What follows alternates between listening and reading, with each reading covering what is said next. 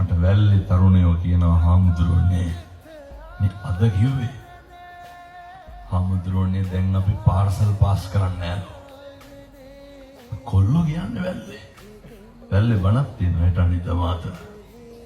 ඒක විශාල කවුද සංවිධානය කරන්නේ මං කිව්වා මං ඔරුවක් උඩ ඉඳගෙන හරි බණ කියනවා ලෑස්ති කරන්න මේ වැල්ලේ ඉන්න අර තරුණ මහත්තුරු මේක කරන්නේ ඒ ධර්මයේ ආශ්චර්යානුභවය තරුණයන්ට මේවා තේරෙනවා මේවා දැනෙනවා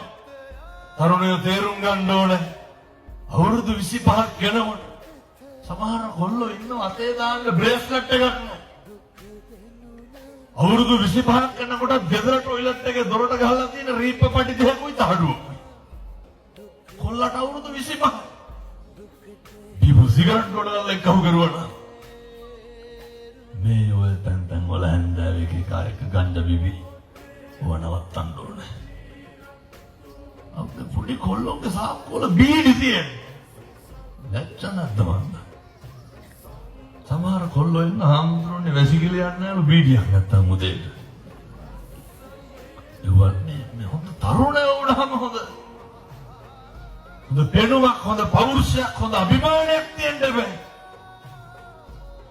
හැමදාම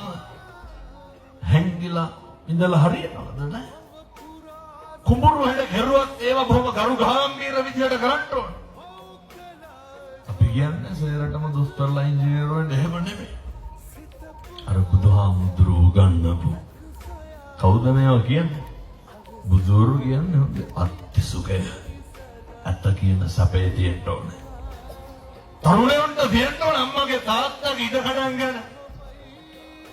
බලාගෙන ඉන්නත් ගොඩනගෙන්න පුළුවන් හොඳ පෞරුෂය භෝග සුඛය අනන සුඛය අනවජ්ජනය තියෙන්න ඕන ණය නැතිකම තියෙන්න ඕන